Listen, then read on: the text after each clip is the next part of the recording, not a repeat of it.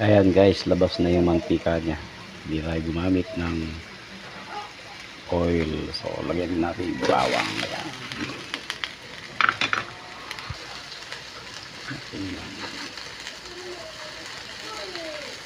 Puso ng saging. Pang-vlog?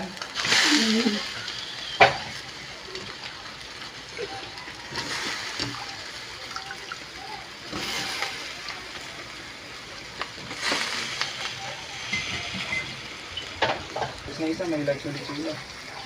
Guys, water.